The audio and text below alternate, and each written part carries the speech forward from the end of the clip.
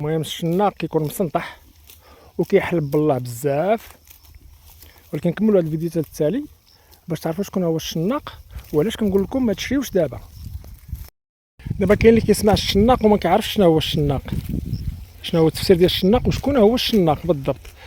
الشناق راه هو حتى هو كيكون عنده خبره في المواشي في الكسيبه، غير فرق ما بين الكساب والسبابي. السبابي اللي هو الشناق حتى هو اصلا كيكون كساب، ولكن ملي كيذوق داك الفلوس ديال التسبيبيت ديال التشناق صافي، اما كيخليه كسيبه وكيخدم شناق، واما كيبقى شناق. شنو هو كيمشي الناس اللي كيجيبوا كسيبه مثلا الكسابه كيجيبوا كسيبه للسوق، كيشدهم هو باب السوق وكيكونوا معاهم بزاف.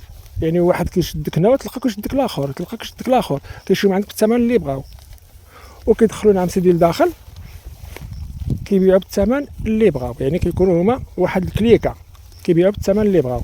بغاو يطلعوا السوق يطلعوه، بغاو يهبطوا السوق يطلعوه. هادو هما الشناقه. وانا كنقول لكم من الاحسن ما تشريوش دابا راكم غير كترفعوا السوق وكتعطيو للشناق فرصه باش يزيد يرفع الحولي.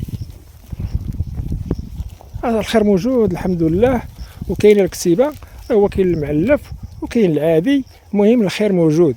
دابا غير كترفعوا في الثمن وكتهزوا في سميتو، كتزيدوا الشناق، كتزيدوا تعطيوه المعنويه ديالو باش ينوض بكري ويمشي.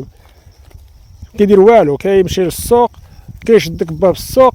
كاين اللي كيبيع له دابا مشكل كيبغي يشري من عندك صحه، كاين اللي كيبيع له، كاين اللي ما كيبيعش. كيدخل نعم سيدي لداخل وكيبقى يحلب بالله لان هذا ديالي انا في مرعي، راني معلفو، راني هو ما داير حتى شي حاجه، ما عرفتش داك الحولي كاع منين جا. وانت اللي كتمشي تشري دابا انت هو بحال اللي انت اللي كتعطيه، كتزيدو واحد الثقه في النفس باش يلعب كيما ما بغا. ما تشريش دابا، خليه هو يشري، يبقى داك الشيء في عنقو. الوقيته اللي سميتو ما غاتشريش انت، ما غاتشريش انا، ما غيشريش الاخر، ما غيشريش الاخر. الوقيته ديال العيد الحمد لله غادي يكون الخير موجود، وداك الشيء غيبيع هو حسب ثمن السوق. ما غاديش هو يبقى محكم في السوق يطلعوا ولا يهبطوا، لان ملي كتدخل واحد الكانتيتات يعني كثيره كيولي السوق هو اللي كيحكم في راسو، ماشي الشناق اللي غيحكم فيه. المهم هذا هو الشناق.